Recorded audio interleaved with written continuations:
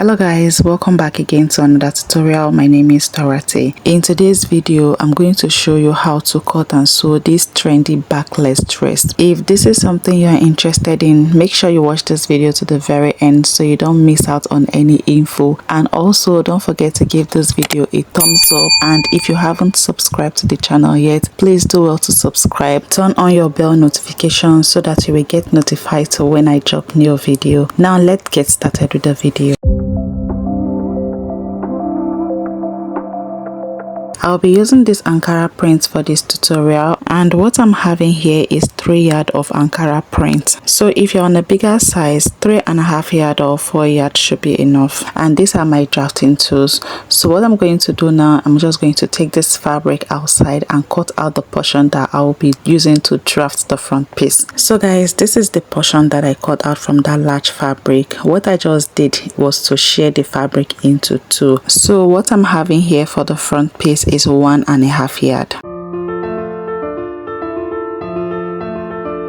So guys, what I'm going to do right now is to fold this fabric in a bias form or in a triangular form. To do this, pick any edge of your choice, fold it into two just the way you see me doing, then go ahead to arrange the both edges properly.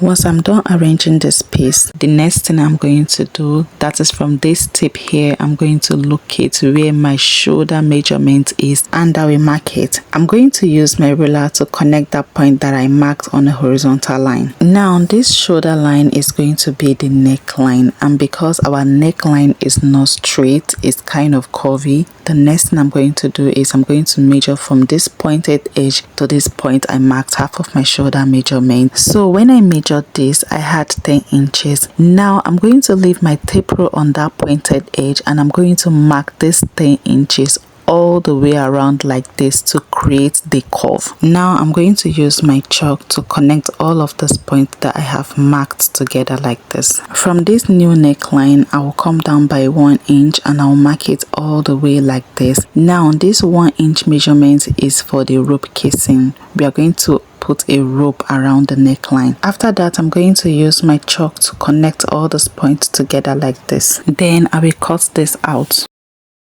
Now to measure the length of the dress, I'm just going to arrange my front piece up like this so you can see what I'm doing. And when I'm done arranging the front piece from this neckline, I'm going to measure the length of the dress that I am working on. The total length of this dress is 35 inches plus the hemming allowance. So from this neckline, I'm going to measure 35 inches and I'll be marking this 35 inches just the way you see me doing all the way around like this. So guys, take note when you're cutting out the flea to get that full flea, because I have already cut out the pointed edge where I'm supposed to leave my tape rule at one point. You're going to be shifting your tape rule around the neckline just the way you see me doing so that you can get the full flea back. Don't leave your tape rule at one point on the neckline. We've already cut out the pointed edge that we're supposed to leave the tape rule at one point. After marking out the length of the dress, go ahead and use your chalk to connect all the points together just the way you see me doing. Then cut it out.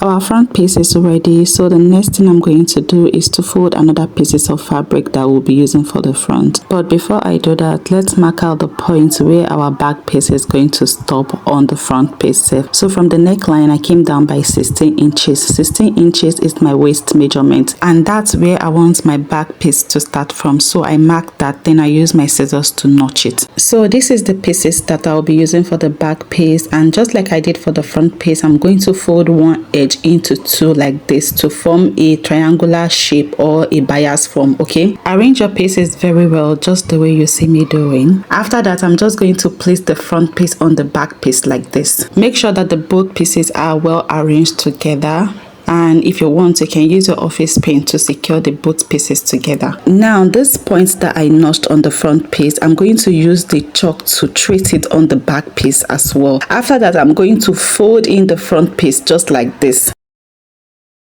After folding in the front piece, I'm going to use the chalk to highlight the points like this. Then I'm just going to use the scissors to cut out the length just the way you see me doing.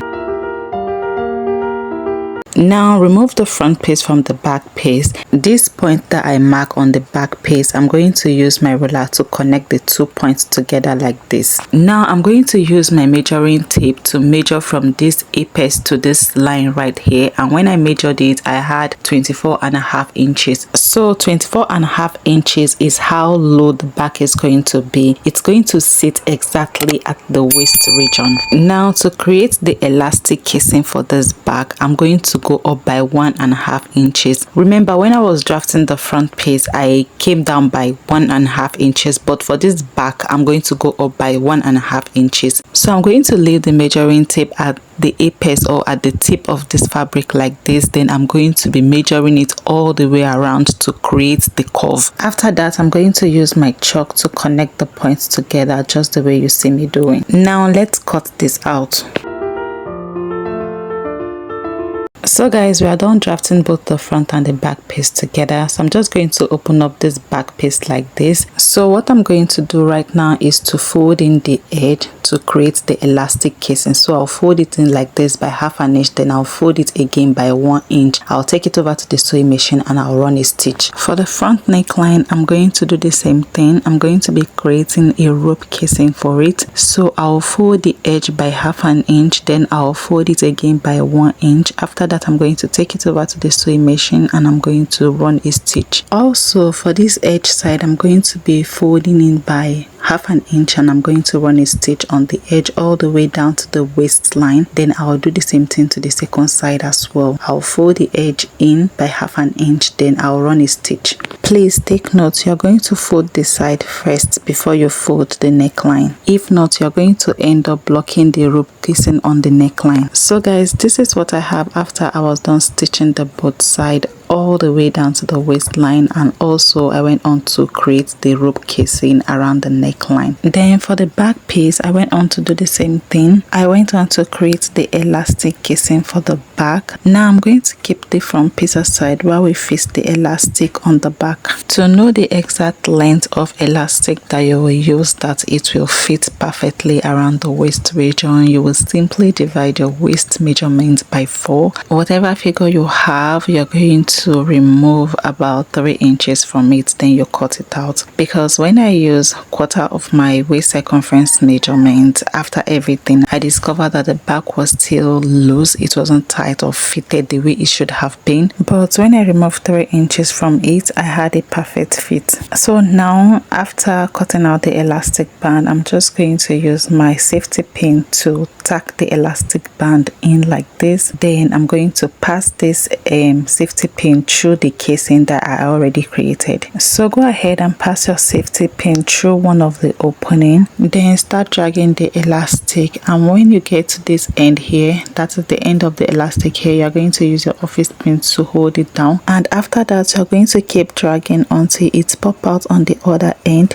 Then you're going to use your office pin to hold it together. After that, you're going to take it over to the sewing machine and you're going to make a top stitch on it so that the elastic doesn't move back inside. Now let's join both the front and the back pieces together. So on my front piece, I'm just going to arrange it just the way you see me doing. After that, I'm going to place my back piece on it, right side facing each other. I will arrange the both pieces together very well. Make sure that the length is equal, the edges are equal. Then I'm going to take this over to the sewing machine and I'm going to stitch the side by 1/2 inch.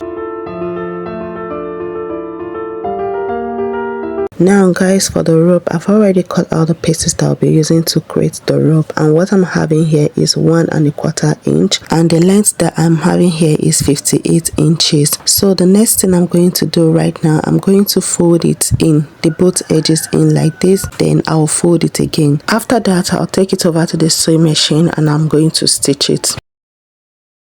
So guys, this is the rope that we made. So the next thing I'm going to do is to pass this rope around the neckline, and I have my safety pin that will help me do that. So I'll just tack the safety pin on the rope like this. Then I will pass the safety pin through one of the holes. I will keep pushing the safety pin in until the rope pop out on the next side.